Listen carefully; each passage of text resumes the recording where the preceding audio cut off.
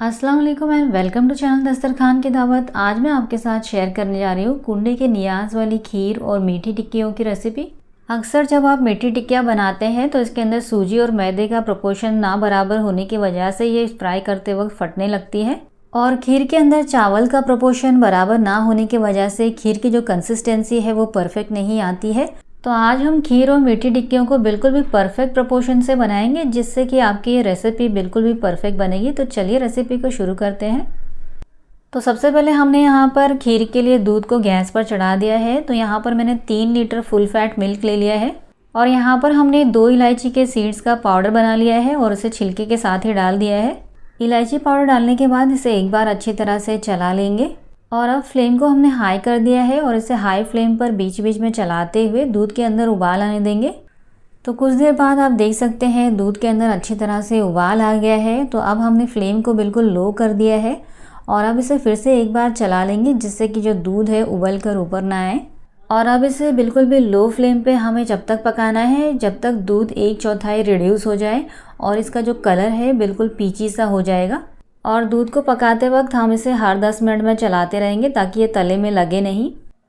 अब यहाँ पर हमने इस तरह की कटोरी से माप के आधा कटोरी चावल यानी कि 100 ग्राम बासमती चावल को अच्छी तरह से 2-3 बार धोकर भिगा दिया है।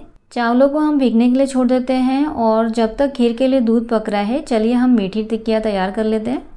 अब यहाँ पर हमने एक परात ले लिया है। अब इसके अंदर हम आधा किलो मैदा डाल देंगे। साथ ही में इस तरह की कटोरी से माप के आधा कटोरी यानी कि 100 ग्राम सूजी डाल देंगे। 200 ग्राम या 1 कप पिसी हुई शक्कर डाल देंगे।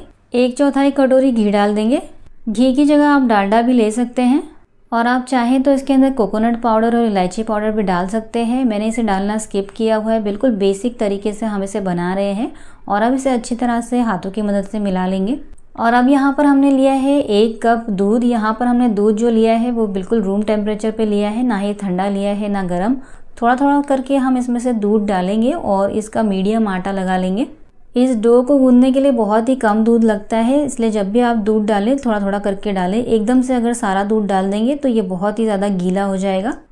अब यहाँ पर हमने मीडियम सा डो लगा लिया है। जिस तरह से पूरी का डो होता है उसी तरह से हमने डो लगा लिया है, और 1 कटोरी दूध में से आधा कटोरी दूध बच गया है। तो चलिए अब हम टिक्कियों को बेल लेते हैं। अब यहाँ पर हमने तैयार किया हुआ टिक्कियों का डो ले लिया है, साथ ही में सूखा मैदा ले लिया है। आप चाहें तो इसकी जगह पे आटा भी ले सकते हैं। अब तैयार किए हुए डो में से हमने एक बड़ा पोर्शन ले लिया है और इसे हथेली के बीच में घुमाते हुए गोल और चिकना कर लेंगे। इसके ऊपर बिल्कुल भी क्रैक्स नहीं रहने चाहिए, और गोल करने के बाद इसे थोड़ा चपटा कर लेंगे और इसके ऊपर फिर से सूखा मैदा लगाएंगे और इसे पटले के ऊपर रख देंगे। आप चाहें तो इसे बिना मैदा लगाए भी बेल सकते हैं, लेकिन इस तरह से मैदा लगा के बेलने से इसे बेलने में बहुत ही ज़्यादा आसानी होती है। और इसे हमें मीडियम बेलना है, ना ही हम इसे बहुत ज़्यादा पतला बेलेंगे और ना ही इसे बहुत ज़्यादा मोटा बेलेंगे। अगर हम इसे ज़्यादा पतला करेंगे तो फ्राई करते वक्त ये कड़क हो जाएगा, और अगर हमने इसे ज़्यादा मोटा बेल दिया तो ये फ्राई करते वक्त कच्चा रह जाएगा। तो हमने इसे बेल लिया है। अब इसे कट करने के लिए आप चाहें तो कुकी कटर का इस्तेमाल करें, या इस तरह से आप ग्लास की मदद से भी इसे आसानी से काट सकते हैं। और आप देख सकते हैं ग्लास से ही बहुत आसानी से हमने इसकी परफेक्ट टिक्कियाँ कट कर ली हैं। अब टिक्कियाँ कट करने के बाद ये जो एक्स्ट्रा पोर्शन बच गया है इसे हम निकाल लेंगे और इसे बाकी के डो के साथ मिला लेंगे, और इस तरह से हम थोड़ी और टिक्कियाँ तैयार कर लेंगे। लेकिन सारी टिक्कियों को एक साथ में बेल कर नहीं रखेंगे, क्योंकि कुछ टाइम के बाद मैदे के अंदर खिंचाव आने लगता है।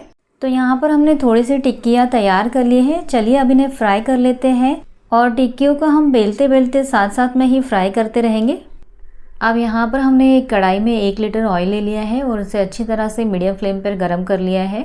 अब ऑयल जब अच्छी तरह से गर्म हो गया है तो इसके अंदर हम तैयार की हुई टिक्कियों को डाल देंगे। तो यहाँ पर हम सारी टिक्कियों को एक साथ में नहीं डालेंगे, बस 6 से 7 टिक्कियाँ ही एक साथ में डालेंगे। तो यहाँ पर हमने कढ़ाई में 7 टिक्कियाँ डाल दी हैं, और अब इसे एक साइड से मीडियम फ्लेम पे गोल्डन ब्राउन होने देंगे। जब ये एक साइड से गोल्डन ब्राउन हो जाएगा तब हम इसे दूसरी तरफ पलटेंगे। तो कुछ देर बाद टिक्कियाँ एक साइड से गोल्डन ब्राउन हो चुकी हैं, तो अब हम इसे दूसरी तरफ पलट देंगे और दूसरी तरफ से भी इसे मीडियम फ्लेम पर अच्छी तरह से गोल्डन ब्राउन होने तक फ्राई कर लेंगे। जैसा कि आप देख सकते हैं अब टिक्कियाँ दोनों तरफ से अच्छी तरह से गोल्डन ब्राउन हो चुकी हैं। तो अब इन्हें हम इस तरह से ऑयल में से निकालेंगे और एक चम्मच की मदद से इसे दबाएंगे ताकि इसके अंदर का जो एक्सेस ऑयल है वो निकल जाए। तो यहाँ पर हमने एक टिक्की को प्रेस करके इसके अंदर का जो एक्सेस ऑयल था वो निकाल लिया है। अब इसे हम एक प्लेट में रख देंगे और इस तरह से बाकी की सारी टिक्कियों को हम अच्छी तरह से प्रेस करते हुए निकाल लेंगे ताकि इसके अंदर का जो एक्सेस ऑयल है वो निकल जाए। तो यहाँ पर हमने टिक्कियों को अच्छी तरह से गोल्डन ब्राउन फ्राई करके निकाल लिया है।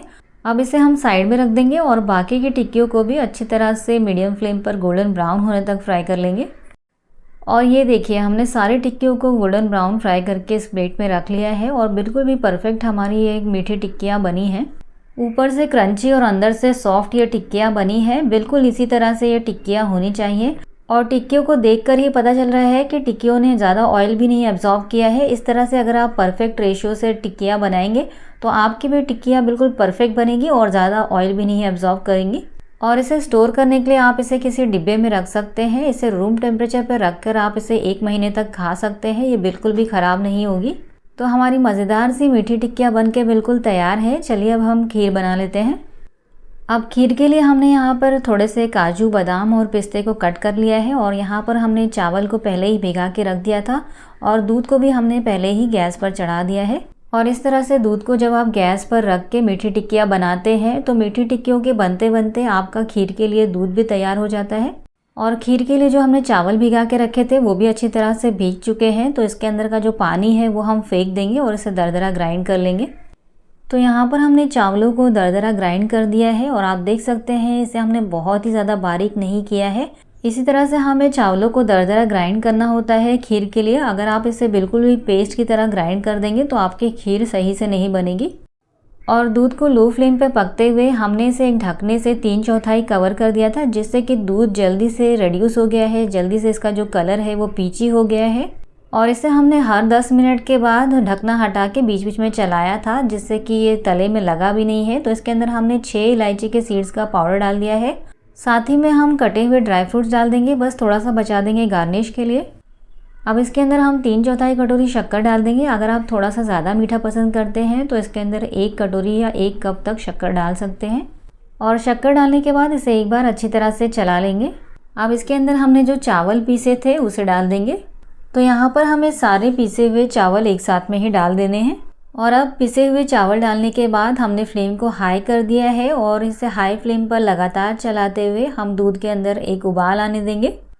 तो हमने इसे लगातार चलाते हुए हाई फ्लेम पर पकाया और आप देख सकते हैं अब दूध के अंदर अच्छी तरह से उबाल आ गया है। और चावल डालने के बाद जब खीर में एक बार उबाल आ जाता है तो इसके अंदर जो गुठलियाँ पड़ने का टेंशन होता है वो ख़त्म हो जाता है। तो उबाल आने के बाद हमने फ्लेम को लो मीडियम के बीच में कर दिया है और इस खीर को हमने 3/4 कवर कर दिया है। और हर 5 मिनट के बाद आपको ढकना हटाना है और खीर को एक बार अच्छी तरह से चला लेना है। इससे जो खीर है वो तले में चिपकेगी नहीं। और इस तरह से हमें खीर की कंसिस्टेंसी गाढ़ी और क्रीमी होने तक इसे पकाना है। तो अब खीर को पकते हुए 15 से 20 मिनट हो चुके हैं और हर 5 मिनट के बाद हमने इसका ढकना हटाकर इसे चलाया था। और जैसा कि आप देख सकते हैं खीर की कंसिस्टेंसी अब गाढ़ी हो गई है, खीर बहुत ही ज़्यादा क्रीमी लगने लगी है। तो ये बिल्कुल परफेक्टली तैयार हो गई है। अब हम गैस के फ्लेम को बंद कर देंगे। तो हमने मीठी टिक्कियाँ और खीर दोनों तैयार कर लिया है। चलिए अब इन्हें सर्व कर लेते हैं। तो यहाँ पर हमने सारी तैयार की हुई खीर और मीठी टिक्कियों को रख लिया है और अब आप देख सकते हैं खीर की जो कंसिस्टेंसी है वो काफ़ी क्रीमी है, परफेक्ट है। और खीर की थिकनेस भी बिल्कुल परफेक्ट है, लेकिन जैसे जैसे ठंडा होगा इसकी थिकनेस थोड़ी और बढ़ जाएगी। तो चलिए अब हम मज़ेदार सी खीर और मीठी टिक्कियों को सर्व कर लेते हैं। तो सबसे पहले हम यहाँ पर खीर को सर्व कर रहे हैं और आप देख सकते हैं कितनी ज़्यादा मज़ेदार ये खीर बनी है।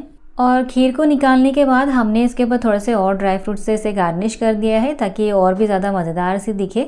और अब हम खीर के साथ खाए जाने वाली मीठी टिक्कियाँ भी साथ में सर्व कर लेते हैं। तो हमारी मज़ेदार सी खीर और मीठी टिक्कियाँ बनके बिल्कुल तैयार है। इन्हें आप कुंडे की नियाज के लिए बनाइए या तो आप इसे महराज के दिन भी बना सकते हैं।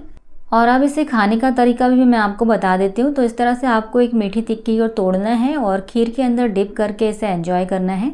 और जैसे ही मैंने टिक्की को खीर के अंदर डिप किया, आप खीर की कंसिस्टेंसी आप देख सकते हैं बिल्कुल भी पतला सा ये गिर नहीं रहा है, एकदम थिक क्रीमी कंसिस्टेंसी है। इसी तरह की खीर टिक्कियों के साथ बहुत ही ज़्यादा मज़ेदार लगती है। आप एक बार इस तरह से खीर और मीठी टिक्कियाँ बना के ज़रूर ट्राई करें, आपको ये बहुत ही ज़्यादा पसंद आने वाला है। तो अगर आपको ये रेसिपी पसंद आई है तो प्लीज़ इस वीडियो को लाइक कीजिए, चैनल को सब्सक्राइब कीजिए। मिलते हैं ऐसी ही मज़ेदार और एक्साइटिंग रेसिपीज़ के साथ, तब तक के लिए अल्लाह हाफिज़।